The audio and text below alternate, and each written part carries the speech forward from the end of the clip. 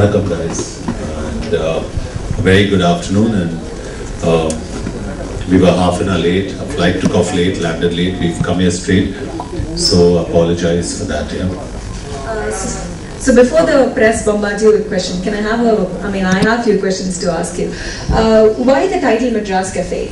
Like it was initially Jaffna and now it is Madras Cafe. Well, Madras Cafe is not, very Jaffna specific or Sri Lanka specific. We didn't want to alienate a young audience. It's an edgier title, and most importantly, it's a very important character in the film. Like you see in the trailer, there is a lot that happens in Madras Cafe that is responsible for whatever unfolds in the film. So how is it? You've been a hero all this while, and you've already produced a film, Vicky Donor, and again this is coming in your production. So which one do you like better, a producer or an actor? Well, in this, I'm not a hero in the film. I'm a character, an important character in the film. I love producing, and with films like Vicky Donor and Madras Cafe, it's always important to produce credible content as a producer. As an actor, I do a lot of commercial films, but as a producer, we take care, and our production house, J Entertainment, takes care that we produce sensible cinema. So which does John find more difficult, the production part or the acting part? Production part, yeah, because acting you can demand for anything, production you have to pay for it. Yeah. Okay, yeah. So this is the combination is again repeated, right? Like Srijit Sama and you from Vicky Donor to Madras Cafe. How different has it been, and what can the audience expect from this film?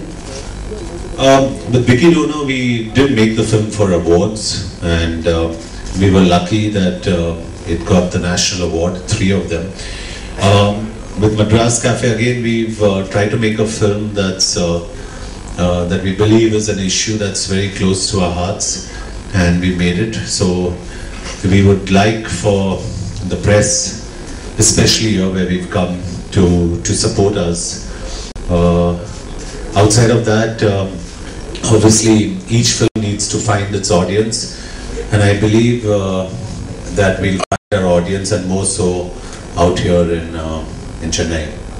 So yeah, I'm done. So I would now open the question and answer session to the press. You may now ask John for your questions. I'm sorry I can't see any of you because of the lights, but yeah, I can hear all of you. How you portray lights on, please. Johnny, how you portray Ceylon Tamilians in this film? How I portray? Ceylon, Elam Tamilians in this film.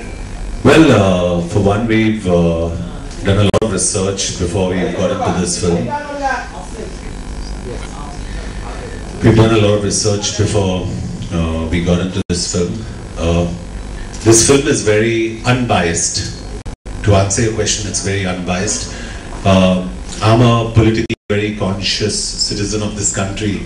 So for me, it's also very important not to portray things as they are not. Okay. So we've taken care. We've not taken any sides in this film. So if your question pertains to not only the one you asked, but even to the Indian establishment, etc., we've not taken any sides in this film. We've just told a story. We've been honest with the story. If there are people who want to gain political mileage out of it, I can't stop that. I believe it's my personal decision to get this film dubbed in Tamil, because I feel the audience here will be more receptive to this film than anywhere across India, which is why I have personally come down to tell you guys and to look at you in the media as support for something that we believe is outside of just normal conventional commercial cinema. We believe this film has a message. There are films like, for example, just to digress a little, like Schindler's List, for example, or Syriana or JFK, that really caught your attention. And being a non-American, it still caught you, or being a non-Jew or a non-German had Yeah. caught you. I believe that Madras Cafe, if it gives you the power to think when you walk out, I think it's done its job. I hope we get a favorable reaction from our audience, but we've tried to make a very honest film. May we know how you see them as terrorists or freedom fighters? Pardon me? How you see them in this film as terrorists or freedom fighters? The Ceylon Tamils. Well, like I said, we've called them. First of all, I'd like to say this film is based on fiction. Okay. Yeah, it's been inspired by the backdrop of true events that happened in the late 80s, early 90s. We've not called anyone terrorists in this film. Okay. To be very specific, there are points of view in this film, but like I said, we've been very unbiased with our communication. So you'd never see only one side of the coin. You'd see both sides of the coin. And I think as a filmmaker, as a producer, more so than as an actor, but as a producer, it's important to tell both sides of the story. And I think we've done exactly that with this film. Though it's a fiction, as you told, the story is based on some grounds about Ceylon Tamils and It has been inspired. So you cannot say it is a fiction because it will be whatever you want to say in this film will be taken as true, isn't it? Because Absolutely. of this, No, let me explain to you. My character, Major Vikram Singh. The story has a backdrop of what happened in the late 80s, early 90s during the Tamil conflict.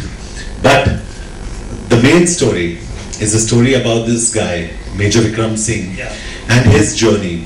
He's a fictitious character, and we've made sure that we've stuck to his story and his problems, and the fact that he's torn between two worlds, his professional world and his personal world.